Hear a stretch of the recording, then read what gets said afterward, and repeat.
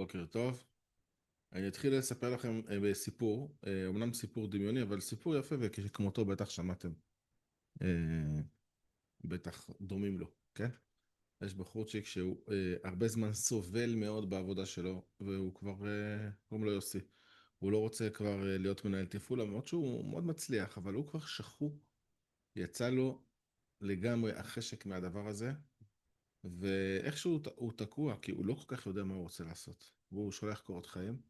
למרות שהוא לא יודע מה הוא רוצה לעשות, והוא כמובן לא מקבל שום תשובה.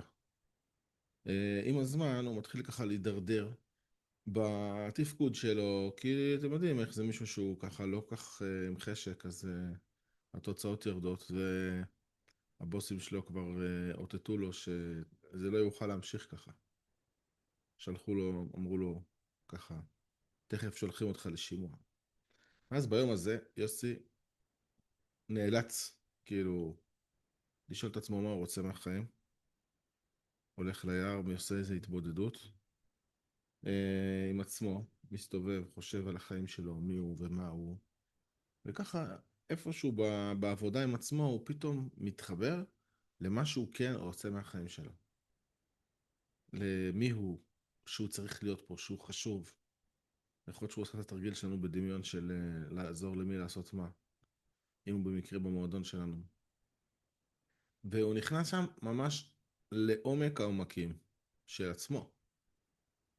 ואחרי כל הכאב וכל הצער, זה סוג של התאהרות כזאת שהוא חווה, הוא חוזר למשרד שלו, ובתיבת המייל שלו הוא רואה פנייה מחבר ילדות שהוא לא דיבר איתו 30 שנה, שהוא מחפש מנהל תפעול לחברה שלו, והוא שואל אותו אם הוא יכול לעזור לו. הוא לא ידע שיוסי במקרה פנוי, ויוסי מרגיש, הנה העבודה הבאה שלי, ומה שקורה פה זה ממש תוצאה של התפילה. זה סימן משמיים. זה הסיפור. ואנחנו סביב הסיפור הזה בואו נראה מה רב צדוק היה אומר ליוסי בסיטואציה הזאת, אוקיי? אומר רב צדוק בצדקת הצדיק רמ"ט: החשק יש לו כוח לפעול אותו דבר שהוא משתוקק לו הרבה, אפילו הוא רע. זאת אומרת, מה שנקרא בלשון הניו אייג' היום כוונה שיוצרת מציאות. אומר רב צדוק בשפה היהודית שהחשק יש לו כוח לפעול אותו דבר שהוא משתוקק לו הרבה. זאת אומרת שמה שיוצר את הדברים הללו זה החשק של בני אדם. כן, לא הדמיון. החשק של בני אדם הוא יכול ליצור את הדבר שאתה משתוקק לו הרבה. אז כאילו היה אומר לי יוסי, כן, אתה יודע מה? זה בזכות ההשתוקקות שלך, בזכות התפילה שלך.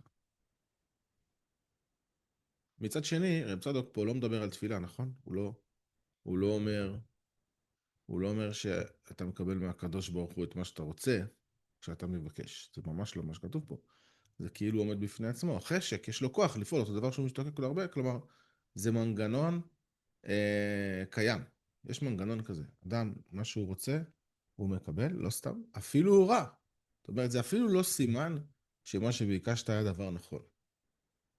עניין שאמרו בגמרא מכות, בדרך שאדם רוצה ללך, מוליכים אותו.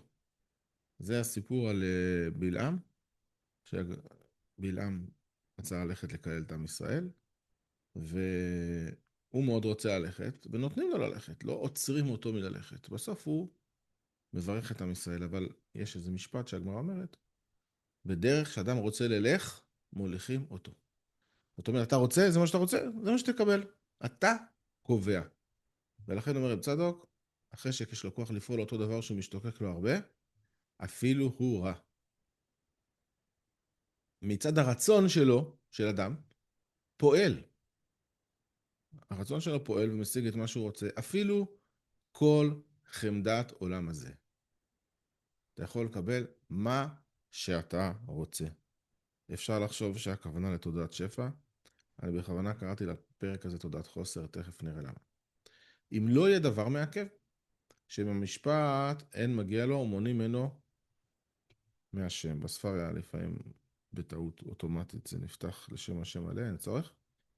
אה, זאת אומרת, אתה תוכל לקבל כל דבר אם אין איזה מניעה משפטית, אוקיי? כלומר, לא שבודקים אם מגיע לך או לא, אלא אה, אתה יכול לקבל כל דבר, אלא אם כן יש דבר מעכב, שבמשפט אין מגיע לו, מה שהיינו אומרים היום, מניעה משפטית. לולא זה, על ידי החשק היה משיג כל מה שחושק. אוקיי? כל מה שאתה רוצה. הכל. כל חמדת עולם הזה. כל מה שאתה רוצה, כסף, מכוניות, בתים, כבוד, קריירה, הכל אתה יכול. אם אתה תרצה, זה יקרה פשוט. אז זה לא אומר אבל שזה טוב לך או שזה נכון, לא אומר כלום. זה שקיבלת סייעתא דשמיא, שקיבלת עזרה שמימית, כאילו, קיבלת עזרה שלא בגדר הטבע, גם זה לא אומר שזה נכון בשבילך. ולכך, שלמה המלך עליו השלום, דבימיו סיירה בהשלמותה, כלומר שבימיו הירח שלם, בתקופה שבה עם ישראל מתואר כירח מלא. זאת אומרת שיש הכל, הירח מלא, הירח הוא המקבל מהשמש, נכון? הירח הוא האדם החסר כביכול, הוא המקבל. והנה מי שקיבל בצורה מושלמת, שלמה המלך. לא היה שום מונע, לא הייתה שום מניעה משפטית. נאמר ככלות וגומר כל חשק שלמה. זאת אומרת, הביטוי כל חשק שלמה נזכר בתנ"ך, שכל חשקו היה נשלם ומובא לו. כל חשקו היה נשלם ומובא לו, זאת אומרת, שלמה המלך, הסיפור שלו שלמה הוא הדוגמה לבן אדם שיש לו הכל, הוא השיג את הכל, הרי הוא השיג שלמה כל מה שאדם יכול, האדם הכי עשיר בתקופתו ואולי בתקופות רבות אחרות, מלך של עם ישראל, הכרה בינלאומית, פשוט פסגת ההישגים האישיים. ולא רק האישיים, זה מעבר לאישיים, כשאתה מלך ישראל ומלך לכל העולם, כלומר מין מעצמה בינלאומית, אבל אומר הרב צדוק, מדגיש רב צדוק, כל חשק שלמה, איך כל זה קרה? מכיוון שכל חשקו היה נשלם ומובא לו. מכיוון שהוא רצה, הוא קיבל. ואיך הוא קיבל כל כך הרבה? והוא היה בתוקף החשק מכל הנבראים. למה הבן אדם הזה הגיע להישגים הללו? מכיוון שהיה לו רצון שאי אפשר אה, לתאר. רצון עצום, רצון להכל. ועובדה, הוא חיבר שיר השירים. שעל זה חיבר שיר השירים, כי הוא הבן אדם עם הכי הרבה חשק, הכי הרבה רצון. והנה הכלל, זה הסיפור על שלמה, זאת הדגמה של זה על שלמה המלך. וכפי תוקף התגברות כוח החשק, כך הוא משיג. כמה שאתה רוצה יותר, כך אתה משיג. כמובן, כל הזמן אנחנו אומרים פה שהרצון פועל, שהדברים מובאים אליך, אז זה לא הכוונה שאתה עושה, אלא עצם זה שאתה רוצה יוצר את התוצאות, וכפי תוקף התגברות כוח החשק, כך הוא משיג. ואני רוצה שתנסו רגע להגיד לי, אני שואל פה שאלה, כשאני אומר, במקום המילה רצון, אני אומר את המילה חשק. איך אתם מבינים את החשק של שלמה? אז דוב אומר לנו שהחשק הוא יותר פשוט, כמו חשק גופני, מה שנקרא בנפש בהמית, ורצון זה משהו יותר מחושב וגבוה. אני לא יודע, רק מה שאני מסכים עם דוב, שחשק מדובר במשהו, בוא נגיד היינו מתארים אותו כמו אש, כן? כאילו משהו בוער בפנים ככה, וחשק יש בו גם, הייתי אומר, ממד יותר פסיבי. אני לא יכול להוכיח את זה מפה, אבל מההקשר אנחנו נראה את זה. חשק זה מתחשק לי מאוד להתמלא. רצון, הרבה פעמים אנחנו אומרים שאנחנו רוצים לעשות. זאת אומרת, אני רוצה ועל כן אני אשיג. חשק, הרבה פעמים אני מחכה שיתמלא מבחוץ. בכל פנים, התנועה הנפשית הפנימית של המילה חשק, יש לה מנגינה שונה, אני חושב שחשק יכול להיות גם חשק אדיר גם רוחני וגם לחוכמה וגם לעוד דברים, לא חייב להיות דווקא פיזי. שיר השירים, אמנם זה כאילו פיזי, אבל זה חשק, זה גם יש לו חשק לחוכמה. הוא ביקש בסופו של דבר ב- להיות איש הכי חכם, לשפוט את עם ישראל, להבין. ורב צדוק בקטע בהמשך, שאנחנו לא נראה אותו פה, שלא הבאת אותו בשלוש נקודות אחר כך, הוא מדבר על החשק של להיות הכי חכם. אבל הנה, הוא אומר בפירוש, כי החשק, עכשיו הוא מסביר את ההיגיון, למה בעצם אדם, בזכות החשק שלו, בזכות הרצון שלו, משיג כל מה שהוא רוצה. איך זה קורה? איך המנגנון הזה? זאת אומרת, חברים, זה המנגנון הפנימי של העולם, כי החשק נקרא סוף מעשה. אנחנו אומרים סוף מעשה במחשבה תחילה. זאת אומרת, כשהקדוש ברוך הוא ברא, רצה לברוא את העולם, אז הוא התחיל איזשהו תהליך, וסוף המעשה זה העולם שלנו. וראשית המחשבה זה שהרצון של הקדוש ברוך הוא, או איך שנקרא לזה, אנחנו לא משתמשים במילים של בני אדם, הרצון של הקדוש ברוך הוא לברוא את העולם, נמצא שם כבר כל העולם החומרי שלנו. כי החשק נקרא סוף מעשה, שהוא מסיתרא דנוקבה. מה זה סיתרא דנוקבה? זה קצת כמו הלבנה שהיא מקבלת, מצד הנקבה, מצד המקבל. זאת אומרת, הנבראים בקצה של הקצה הם מקבלים, לעומת הבורא שהוא המשפיע, נכון? אז אנחנו תמיד בבחינת נקבה לעומת הקדוש ברוך הוא, בבחינת מקבלים. ומצד החיסרון, שהנברא הוא תמיד חסר, הוא חושק למילוי. זאת אומרת, האדם פה שחסר לו, אין לו מים, הוא צמא, הוא חושק לגשם. והוא דבוק במחשבה תחילה. זאת אומרת, החיסרון שיש לנו, הוא כאילו הסוף של הסוף, שמחובר להתחלה של ההתחלה. תחילה וראשית מחשבת השם יתברך. שממנו שורש כל ההשפעות. זאת אומרת, השורש של כל ההשפעות, ההתחלה של כל ההשפעות זה שהקדוש ברוך הוא בורא שרצה עולם נברא. בעצם, ברגע שאני מעורר את החיסרון, את החשק, שזה השתוקקות להתמלא, שזה תחושת חוסר, אני בעצם מפעיל את מנגנון ההשפעה. כלומר, זה הכפתור הראשי שמפעיל את מנגנון ההשפעה, זה תחושת החיסרון. וכן מסיתרא דרא, כאשר אין דבר מונו, ככה זה גם את הדרא. כלומר, זה המנגנון של העולם.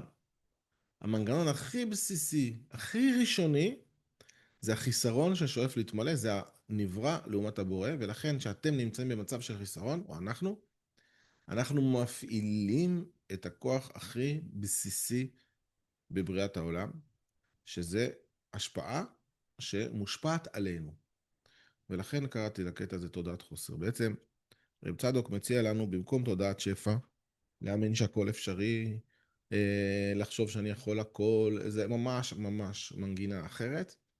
פה מדובר על חוויית חוסר בחשק של שלמה, וחוויית החוסר זה מסיתרא דנוקבה. זאת אומרת, אני מאוד רוצה שאתה תמלא אותי. אני לא עושה כלום. ההשתוקקות, וההשתוקקות הזאת היא השתוקקות שורפת. היא השתוקקות שבה אני מרגיש את החיסרון, כן? ומצד החיסרון הוא חושק למילוי. אז תנועת החשק העצום שבאה מחוויית החיסרון. זאת עמדתו של רב צדוק, וזו מחשבה מאוד מעניינת. ופה אני רוצה לשאול אתכם, מה אתם רואים, מבינים, ולוקחים לשבוע זה. גם שאלות, סבבה. אני אומרת שהרצון הוא הכל, הוא האדם, הוא כל מה שיש. החיסרון של האדם, הרצון שלו במילוי הוא הכל, השאלה רק מה אתה רוצה.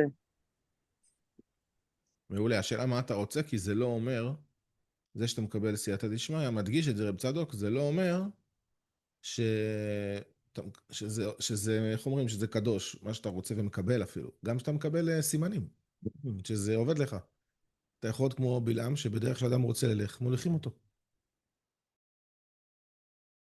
או כמו שאמרו, תיזהר עם החלומות שלך. הם עלולים להתגשם. כן, דוב.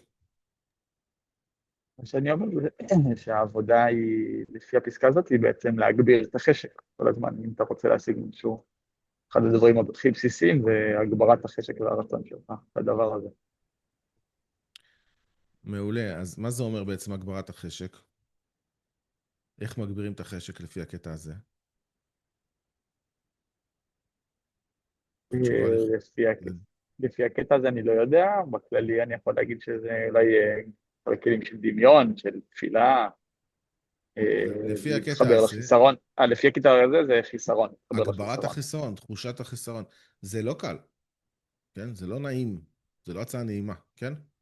זה הצעה של חוויה של חוסר, תודעת חוסר, אכן קראתי לזה. יש פה גם תודעת שפע במובן שהכל יכול להגיע, כן? אבל כאילו, יש פה חוויית חוסר. מעולה. תודה רבה רבה. אני מאחל לכם הצלחה רבה בהמשך השבוע, שתרגישו חסרים ומשתוקקים למילוי, ובעזרת השם, הקדוש ברוך הוא ימלא כל משאלותיכם.